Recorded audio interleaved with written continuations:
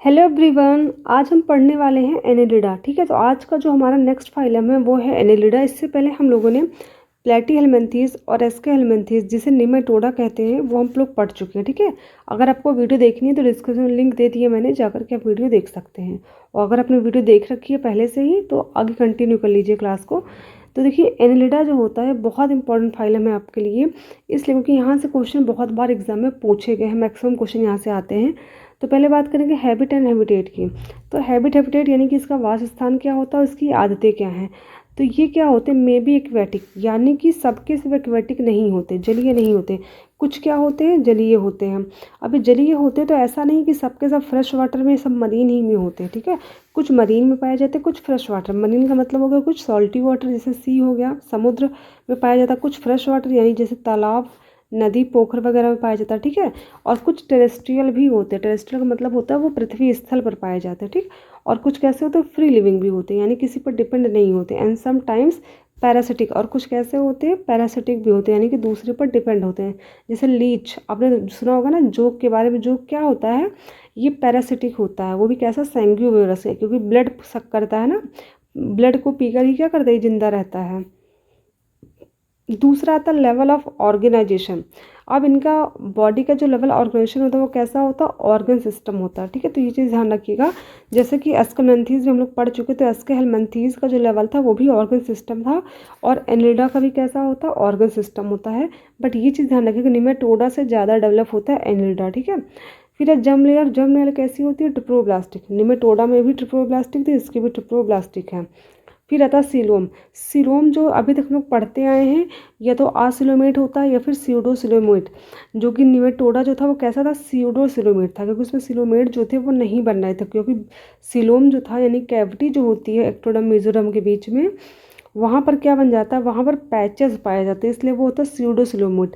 But जो Annelida होता है, यहाँ पर सीलोम जो होते हैं, यानी कि मेसोडर्म और एंडोडर्म के बीच में जो कैविटी पाई जाती है वो यहाँ पर स्पष्ट रूप से दिखाई देती है, इसलिए इसको कहते हैं ट्रू सिलोम, या फिर कहते हैं यू सिलोमेट। ठीक है, यू का मतलब होता है सत्य, यानी कि ट्रू। ठीक है, याद है यू का मतलब क्या होता है, यू का मतलब होता है ट्रू, और सिलोम का मतलब सिलोम ही होता है, यानी कैविटी होता है। बॉडी प्लान कैसा होता है, ट्यूब विद इन ट्यूब, यानी कि इसमें दो ओपनिंग होती है, एक एनस के लिए अलग होती है और माउथ के लिए अलग अलग ओपनिंग होती है। ठीक है, याद रखिएगा। और सबसे मेन चीज़, ये body plan tube with in tube भी दो तरह का होता है, एक प्रोटोस्टोम होता है, एक होता है ड्यूटेरोस्टोम। प्रोटोस्टोम किसे कहते हैं, जब ब्लास्टोपोर पहले माउथ का फॉर्मेशन करता है तो उसको प्रोटोस्टोम कहते हैं। ठीक है, और अगर ब्लास्टोपोर जो होता है, अगर सबसे पहले किसका फॉर्मेशन करते हैं, एनस का, तो उसको बोलते हैं ड्यूटेरोस्टोम। ठीक है, बट जो एनेलिडा होता है वो प्रोटोस्टोम टाइप का होता है, यानी कि सबसे पहले इसमें माउथ बनता है, फिर एनस का फॉर्मेशन होता है। सिमेट्री कैसी होती है, बाइलैटरल सिमेट्री देखने को मिलती है। इसमें भी सेगमेंटेशन, सबसे पहले सेगमेंटेशन जो है वो एनेलिडा के अंदर ही देखने को मिला है, और कम्प्लीटली इसमें क्या होता है, मेटामेरिक सेगमेंटेशन देखने को मिलता है। मेटामेरिक सेगमेंटेशन का मतलब होता है बॉडी के एक्सटर्नली, यानी कि अगर बॉडी को बाहर से देखेंगे तो भी इनके ऊपर क्या होता है, सेगमेंट दिखाई देते हैं, और इंटरनली यानी कि बॉडी को कट करने के बाद अंदर देखेंगे तो भी इनकी बॉडी क्या, तो सेगमेंट में डिवाइड होती है। बट नोटोकॉर्ड की अगर बात करें तो नोटोकॉर्ड क्या होता है, इसमें नोटोकॉर्ड इसमें एब्सेंट होता है। ठीक है, ये सबसे पहले कॉर्डेटा में ही पाया जाता है नोटोकॉर्ड, तो ये चीज़ ध्यान रखिएगा। अब बात करेंगे फिजियोलॉजी की, तो डाइजेस्टिव सिस्टम जो होता है वो इसमें क्या होता है, कंप्लीट होता है, क्योंकि ये जो एनेलिडा होते हैं इसमें क्या होता है, ये सिस्टम ऑर्गन सिस्टम में प्रेजेंट होते हैं, तो जाहिर सी बात है डाइजेस्टिव सिस्टम भी कैसा कंप्लीट होगा, और कैसा होगा, एक्स्ट्रा सेलुलर, यानी कि डाइजेशन जो होता है वो सेल के बाहर होता है, जैसा कि मैमल्स यानी कि हम लोगों में भी देखने को मिलता है। फिर रेस्पायरेशन की बात करें तो रेस्पायरेशन क्या होता है, occurs primarily through moist skin, यानी कि जो मॉइस्ट स्किन की होती है वहाँ से उसके माध्यम से क्या करते हैं, रेस्पायरेशन करते हैं। जैसे केचुआ होता है, अर्थवाम, वो आपने देखा होगा मिट्टी में, जब बरसात का मौसम होता है तो आपने देखा होगा ज़मीन पे रेंगते हुए, तो वो क्या करता है, अपने जो बॉडी के, उनके बॉडी के ऊपर स्किन जो होती है उसी स्किन के माध्यम से क्या करते हैं, गैसों को एक्सचेंज कर लेते हैं। ठीक है, और स्पेशलाइज्ड गिल्स और पेयर्ड प्रोजेक्शन कॉल्ड पैरापोडिया, और देखो कुछ में क्या होते हैं, स्पेशल गिल्स पाए जाते हैं, और कुछ में क्या होते हैं, पेयर्ड प्रोजेक्शन होते हैं। पेयर्ड मतलब होगा जोड़ी में प्रोजेक्शन पाए जाते हैं, जिसको बोलते हैं पैरापोडिया। अभी पैरापोडिया जो होता है वो निरीस में पाया जाता है, किसमें होता है, निरीस में पाया जाता है। ये समुद्र में पाया जाने वाला एनेलिडा है, इसमें पैरापोडिया पाए जाते हैं।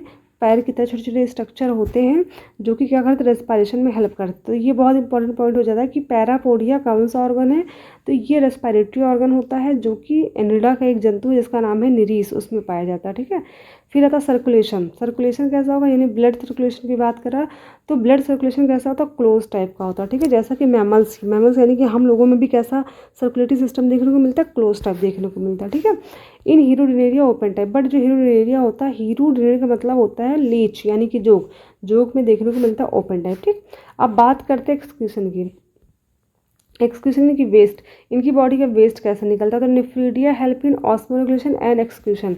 अब नेफ्रीडिया जो होता है वो क्या करता है, ऑस्मोरेगुलेशन और एक्सक्रीशन दोनों में हेल्प करता है।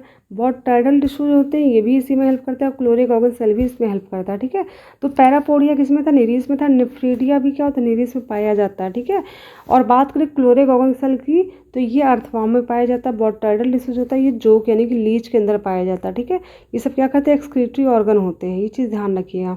अब बात करते हैं नर्वस सिस्टम की, तो नर्वस सिस्टम कैसा होता है, double ventral solid nerve cord होती है और नर्व रिंग भी यहाँ पाई जाती है। ठीक, कैसी होती है, नर्व रिंग पाई जाती है। तो याद रखिएगा एनिलिडा जो होते हैं double ventral solid nerve cord इसमें पाई जाती है और साथ में नर्व रिंग भी पाए जाते हैं। ठीक है, अब बात करते हैं रिप्रोडक्शन की, तो ये बाइसेक्सुअल भी होते हैं और यूनिसेक्सुअल भी होते हैं। बाइसेक्सुअल कौन होता है, बाइसेक्सुअल को ही मोनोसिस बोलते हैं, जो कि जोक यानी कि लीच होता है और अर्थवर्म होता है। ठीक है, यानी कि इसमें मेल फीमेल एक में होते हैं। बट अगर हम बात करें यूनिसेक्सुअल की यानी कि डायोसिस की बात करें तो ये निरीस होता है। निरीस में क्या होता है, मेल फीमेल अलग अलग एनिमल होते हैं। ठीक है, और रिप्रोडक्शन जो होता है वो सेक्सुअल टाइप का होगा। फिर बात करेंगे फर्टिलाइजेशन की। फर्टिलाइजेशन कैसा होता है, इंटरनल भी होता है और एक्सटर्नल दोनों टाइप का होता है। तो इंटरनल किस में देखने को मिलता है, तो इंटरनल फर्टिलाइजेशन जो होता है वो देखने को मिलता है निरीस के अंदर, और एक्सटर्नल फर्टिलाइजेशन जो होता है वो अर्थवर्म के अंदर देखने को मिलता है। ठीक है, फिर आता है डेवलपमेंट। अगर हम बात करें डेवलपमेंट की तो डेवलपमेंट कैसा होगा, इनडायरेक्ट भी हो सकता है और डायरेक्ट, दोनों टाइप का होता है। तो इनडायरेक्ट डेवलपमेंट जाहिर सी बात है जिसमें लार्वल स्टेज होगी वो इनडायरेक्ट डेवलपमेंट शो करेगा, और ऐसा होता है निरीस में। निरीस में क्या होता है, लार्वल स्टेज पाई जाती है, ये इनडायरेक्ट डेवलपमेंट करता है। और डायरेक्ट टाइप का किस में होता है, अर्थवर्म में होता है और लीच में, क्योंकि इसमें कोई भी लार्वल स्टेज नहीं पाई जाती है। अब बात करते हैं एग्जाम्पल की, तो एग्जाम्पल बहुत इंपॉर्टेंट है। एक तो आपका निरीस हो गया, ठीक है, दूसरा आपका क्या एग्जाम्पल हो गया, अर्थवर्म यानी कि जिसको कहते हैं फेरेटिमा पॉस्थ्यूमा।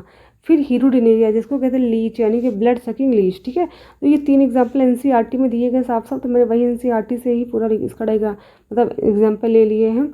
फिर बात करते हैं कुछ इंपॉर्टेंट पॉइंट कि their body surface is distinctly marked out into segments और metameres and hence phylum name Annelida.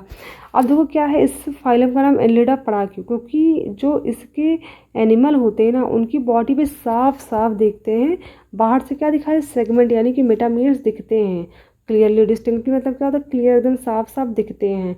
कुछ मार्क लाइक स्ट्रक्चर बॉडी के बाहर दिखता है जिसको बोलते हैं सेगमेंट या मेटामियर्स। ठीक है, और इसी वजह से इसको बोलते हैं एनिलिडा, क्योंकि एनिलिडा जो है वो कहाँ से, लैटिन शब्द है एक जिसका अर्थ होता है एनुलस, जिसको हिंदी में कहते हैं लिटिल रिंग यानी कि छोटी सी रिंग।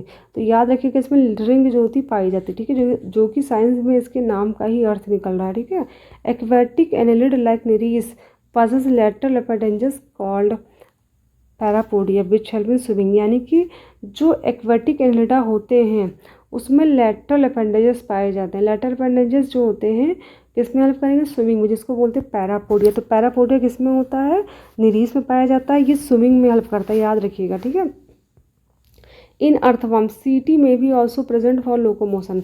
अर्थवर्म यानी जो केचुआ होता है उनमें सीटी पाई जाती है। ठीक है, जो कि क्या करते हैं, लोकोमोशन यानी कि चलने में हेल्प करती है। ठीक है, फिर आता है ब्लड रेड इन कलर।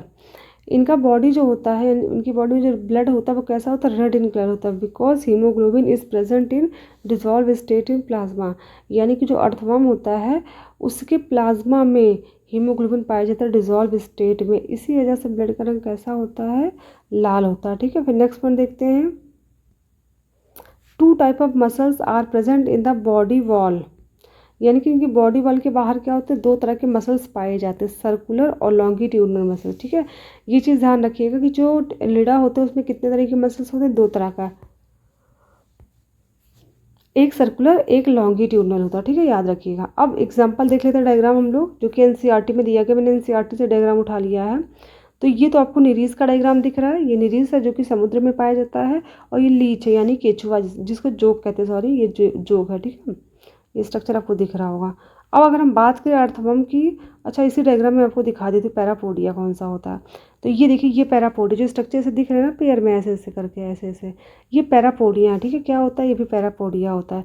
और बाहर जो ये निकले ये भी क्या है, पैरापोडिया है, ठीक है। तो ये तो स्ट्रक्चर आपको दिख रहा होगा, पैरापोडिया है। टेंटिकल्स भी होते हैं।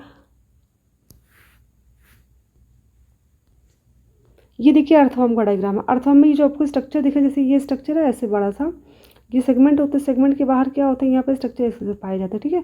इसको बोलते हैं सीटी। क्या करते हैं, इसी को बोलते हैं सीटी। ये चीज़ ध्यान रखिएगा।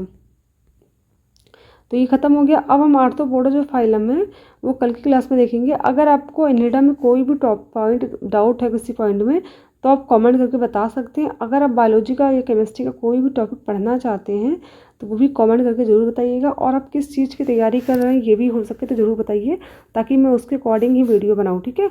और अगर आपको कोई भी मतलब सुझाव देना है मेरी वीडियो से रिलेटेड, या फिर आप कुछ भी सजेशन देना चाहते हैं तो वो ज़रूर बताइए। अगर कोई भी कमी आपको लगती है उस चीज़ को भी बताइए, मैं उसको सुधारने की कोशिश करूँगी। Thank you.